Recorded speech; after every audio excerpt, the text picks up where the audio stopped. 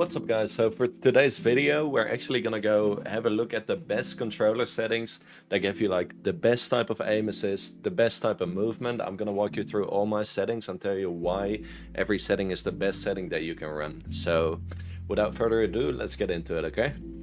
So yeah guys, we're gonna start off and just go into depth about like the button layout. I'm actually using, I can show you guys here. So I'm actually using 4 back buttons on my controller.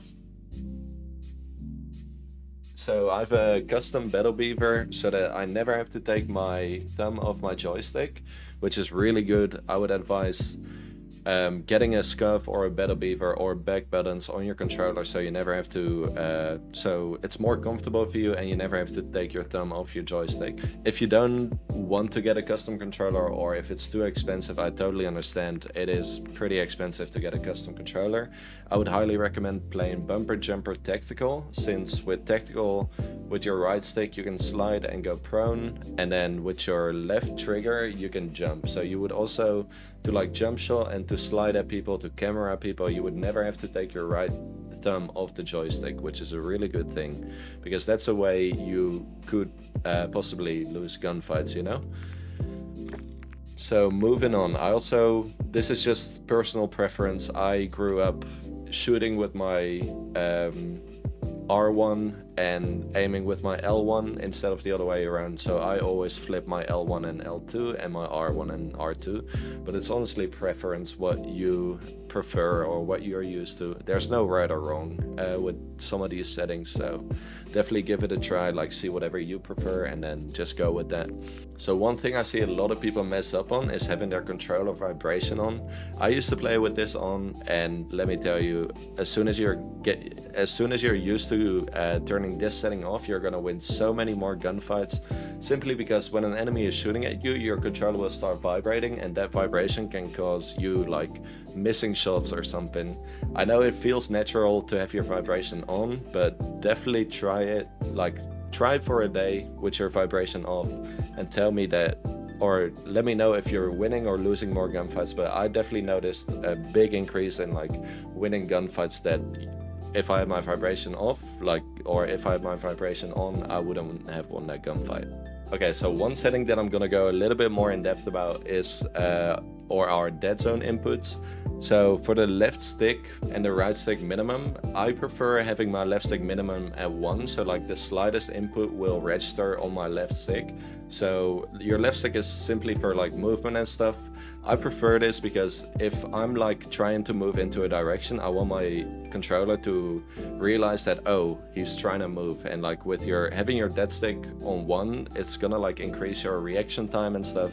If you're getting shot at, the slightest input of your left stick will make you start moving. So you have like that, like it's only a fraction, but like Call of Duty is a game of fractions at times, so definitely you want to have this as low as possible. That's what I think works best for me. Now for your left stick maximum, you actually want to have this at 75 or below. You don't want to have this at 99. Usually people will have this at 99, but you want to lower this to 75 or less. The reason for this being is that your rotational aim assist will kick in if your right stick or your left stick input is less than 75. So if you're moving your joystick like in one direction, like all the way, then you're not gonna get that rotational aim assist, because it only applies if your input for your left stick is under 75. Alright, now for the right stick dead zone, you wanna have this as low as possible. The thing with the right stick dead zone is that a lot of people with like older controllers get a lot of stick drift. And if you have a lot of stick drift, your right stick right over here, as you can see, is gonna like start moving around. You just want to make sure that like your dead zone is high or as low as you can while you don't have that stick drift. So for me, my controller is pretty new, like 2 or 3 months ago I bought it, and so I can basically play on 1. I usually like playing on 3 because that's what I'm used to. That's what I played on my older controller. So I kind of just stuck with it. I could honestly go down to 1, but yeah, you want to have this as low as possible without it, without the stick drift affecting your without your stick drift affecting it, basically. Alright guys, now for your stick sensitivity, there's a mistake that a lot of people make. A lot of people play with like a really high sensitivity, like 13, or a lot of people even play at 20. I would strongly advise you to have a sensitivity that is lower than 8. Like 7 or 8 is already like kind of pushing it. Most pros play on 6.6 with 1x, so that's honestly probably the most standard, the best sensitivity that you could go with.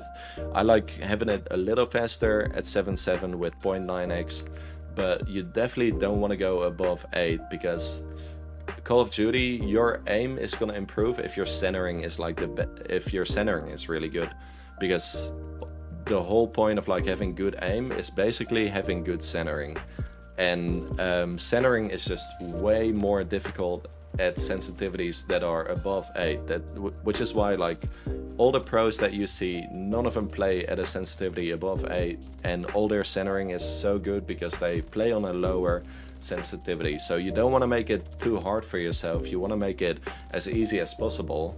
Okay, now for your ADS sensitivity multiplier, this is basically when you're aiming down sight, how fast you're like aiming from left to right.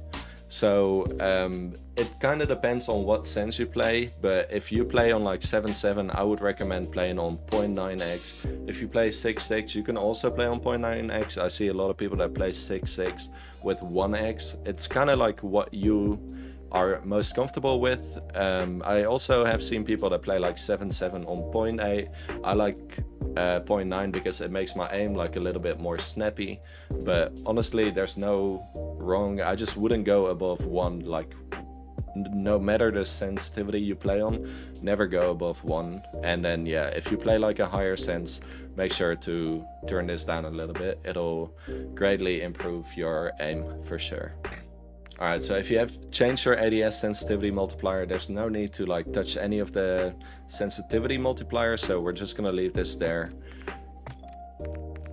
Same with the vertical aim axis, you just want to keep this on standard.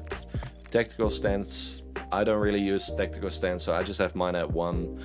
If you use tactical stance, you might want to like change this. I'm not too sure because I don't use it. I don't want to give you guys false information.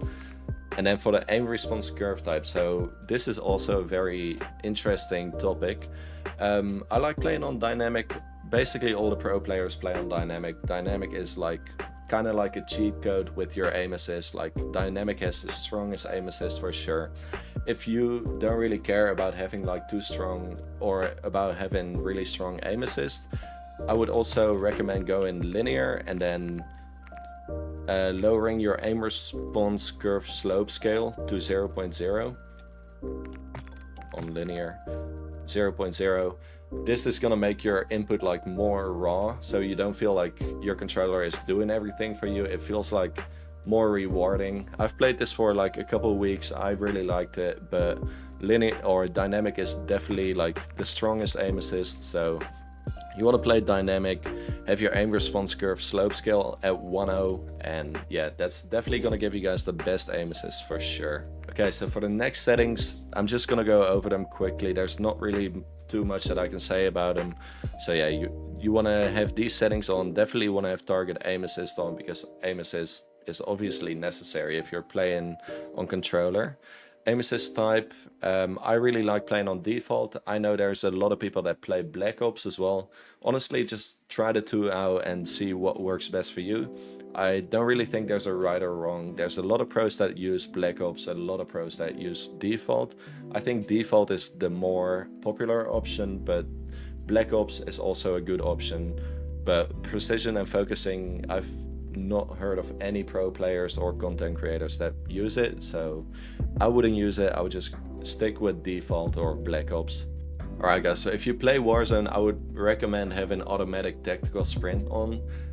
One is because you don't want to like put too much pressure on your left joystick, because if you have to click it or click it twice every time you start running in Warzone, it's gonna ruin your controller. Like your left joystick is gonna be broken in no time. So I would just stick with automatic tactical sprint. There's not really a downside to it. So yeah, I would just, it's gonna be easier on your thumb, it's gonna be easier on your controller. So definitely stick with automatic tactical sprint. So for these other settings, slide maintain sprint, I want to have this off. When I used to play on slide only, it's a setting that we're gonna discuss later. I would always dolphin dive when I started sprinting or whatever, so definitely have this off. If you have that problem where you like dolphin dive way too much, you definitely want to have this setting off. Auto move forward is also a setting that I like to have off. Like whatever direction I point my left joystick in is the way I'll be moving, so I don't really see the reason to have auto move forward on. Tactical sprint behavior, you can ignore this since we are playing with automatic tactical sprint, so this setting doesn't matter. It's not gonna change anything. Grounded mental, you definitely want to have this off because a lot of people like mental automatically, which is a problem which makes them lose a lot of gunfights. So you definitely want to have this off. You also definitely want to have your automatic airborne mental and automatic ground mental on or off. This is so that like when you're in the middle of a gunfight and you're jumping in your gunfight, you don't just like mental on top of something. That was a big problem in MW19. A lot of people lost their gunfights because they didn't have this setting yet. So you definitely want to have all these settings off. And then for your slide and dive behavior, this is actually a really good thing that Call of Duty has done. They didn't have the hybrid option before, so before I would have said just play on slide only and just ignore the dolphin diving, because the dolphin diving isn't like a huge gameplay thing that a lot of people use. So I used to play on slide only, but now that they introduced hybrid, definitely try a hybrid, guys. It's so good. You can slide by just pressing circle or whatever your input is to slide. You're never gonna like accidentally dolphin dive, which is really good. And if you like sprint forward and click your left joystick while pressing your input to like slide, it's gonna make you dolphin dive, which can be really useful when you're like running away from a team. If you're like jumping off a building in Warzone, you can like open your parachute. If you like dive off a building, you can dive through windows, and if you like dive on top of a ledge, it pulls your gun out right away. I'll show you some examples as well of this, but yeah, it pulls your gun out right away. It's like a really cool movement mechanic that Shotzi does a lot, and yeah, it's definitely gonna make you have some really cool gunfights, and it's gonna improve your movement a lot. So definitely give hybrid a try. And then the sprinting DoorDash is also something that you definitely want to have on. You can use this to like camera people. If you're going for a gunfight and you're busting through a door, it'll look really insane on their screen when you're like sprinting through it, sliding out and killing them. So you definitely want to have this on for sure. These other settings are like pretty straightforward. So ledge climb behavior, you want to have movement based. Aim down sight behavior, you want to have on hold. Change zoom activation. On sprint, tactical sprint / focus. Equipment behavior, you want to have on hold. Weapon mount activation, ADS plus melee. Weapon mount exit delay, medium. You can honestly also just use instant. I don't mount my gun too much. I think instant would probably be the best option, but I think it's automatically set on medium. I think instant is probably the best thing to do. And then tactical stance activation, ADS and down button. Tactical stance behavior on toggle. And then interact / reload behavior, I like to prioritize interact, which is like picking up guns. You would just tap square. Closing doors, opening doors, or opening chests, you would just tap square, and if you can both like reload and pick up a gun, if you hold down your square, it's gonna reload for you. So if you play Warzone, I would say prioritize interact is the best option. If you play multiplayer, then I would say prioritize reload is the best option here. For armored plate behavior, you want to have it on apply all, which makes it so that you don't have to like put your plates in one by one. It just automatically applies all your plates at once. And then ADS stick swap on off. Backpack control for Warzone is really important. I like to have mine on directional buttons, so I use my D-pad, so these buttons here, to navigate through my backpack. Some people play with stick. I think stick is like the regular option, or that the option that is set to for most people. I just really prefer using my buttons, like my D-pad, so I can like move around while navigating my backpack. So definitely want to have this on directional buttons. And then yeah, these final settings are pretty straightforward, so I'm just gonna go over them.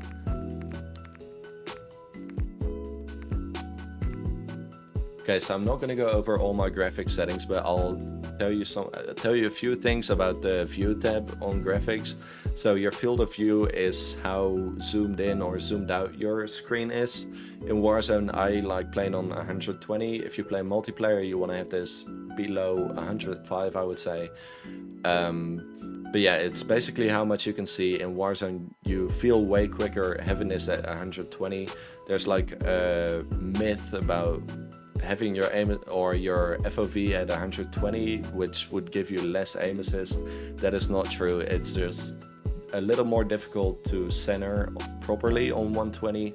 So if you're not centering on someone properly, you're gonna lose aim assist. That's just the way it is. So if you're having trouble losing aim assist, you definitely want to lower this a little bit. I think 110 for Warzone is good, 115, even 105, whatever you're comfortable with and whatever your centering is gonna feel good with, you want to use that setting. I use 120 because I feel like my centering is pretty good. So yeah, I use 120. Then you definitely want to have this on affected. With independent, you're going to have way more visual recoil, so definitely want to have this on affected. And then you want to have your weapon field of view on wide, which basically makes your gun smaller so you can see more of your screen. So if you have this on like narrow, it covers most of your screen, which is never a good thing, because let's say an enemy like slides on you and you can't see him because your gun is just covering the screen. That's why I always have mine on wide. Like, it's obviously very situational, but I prefer having mine on wide. First person camera movement and third person camera movement, you want to have to least, which is like, let's say you're opening your parachute or you're sliding, it's not going to make your screen like shake a lot. I really like having this at 50%. I think the regular setting for this is at 100, but definitely give 50% a try. It'll make your game feel so much more smoother, and your whole screen doesn't shake when you're like sliding or jumping somewhere. So I hope you guys enjoyed this video. If you did, please feel free to leave a like, subscribe, and leave a comment with what kind of content you want to see next.